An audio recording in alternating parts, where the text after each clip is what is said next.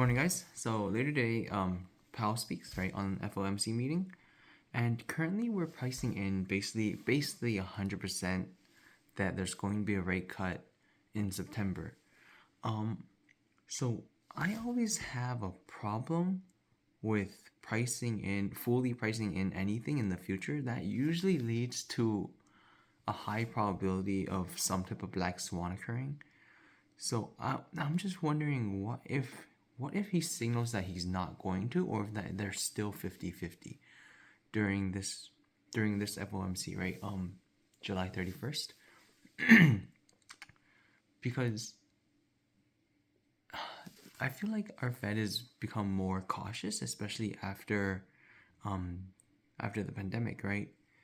I maybe I'm just being overly cautious, or maybe I'm just spreading FUD. I don't know, whatever. Like, obviously interest rates going down will be really good for my portfolio, right? Like, I'm in SoFi, I'm in Spire, right? I'm in a lot of growth stocks.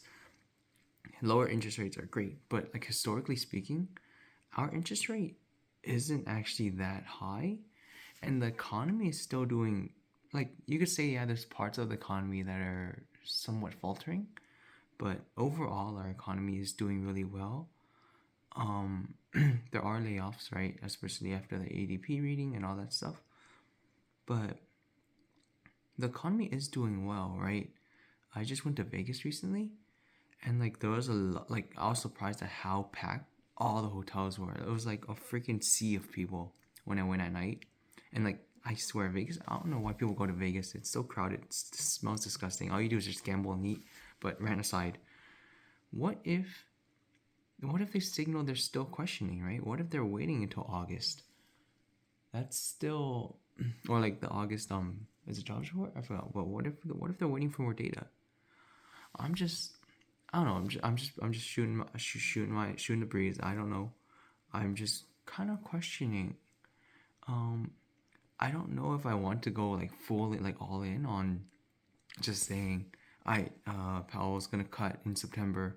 Um, Ready for impact, right? Let's rocket ship emoji. Let's go to the moon, right? I'm just worried that there could be some black swan event that occurs somewhere, something, right? Especially after, even if you look at like the Hamas, the what is it, the Middle Eastern conflicts, right? Hamas leader just got assassinated. Iran is threatening retaliation. Like, all that has nothing to do with the American. I mean, I guess it does have like some tangent to the American economy, but I'm just wondering, like, even at our current interest rates, right, 5%, like that's still relatively tame, I guess, in terms of um historical interest rates. Yeah, you could say our economy is kind of different now. Um, I think there's one thing that we should realize is people always say, oh, the four most dangerous words in investing is this time is different. But you also have to realize that this time is different is what leads to the most gains and the most losses in the market, right? Like 1980s, right? You look at 2001, 2008, right? This time was different. And then in that case, a select few made a lot of money, and the majority of the people lost a lot of money, right? So I don't. Anytime there's 100%, especially 2 months, or we'll say one and a half months out into the future, rate pricing in anything at 100% certainty, 99.7% certainty, it just something. I don't know. I don't know. I think there's definitely room for, at least, like, even if it does happen, there's definitely room for probability, like, moving up and down. I mean, probably not up anymore, but definitely room for probability moving down. Any type of data could spike that up or down. So these are just my thoughts. Yeah, what do you think? I'm sure most people, even I, do assume that there will be a rate cut in September, right? But the there is a chance for a black swan. There is a chance for something, right? Powell, like, honestly, like, they are really. I feel like definitely our our Fed is a little bit more cautious. I think they even know that after the pandemic, they were wise to act swiftly, but like they don't want to move. Like especially this is the very first interest rate cut, right? You don't know. There's so much uncertainty past the September, right? You think about the elections, right? You think about the just the financial legislation that will be passed or that won't be passed after the new legislation. It's definitely a lot easier for the Fed to like be certain, or at least have some type of awareness, or some type of some type of certainty, if they know who the next I guess president is, or who the next party in power is, right? They have some type of certainty. But right now they're talking about, oh, we need more data.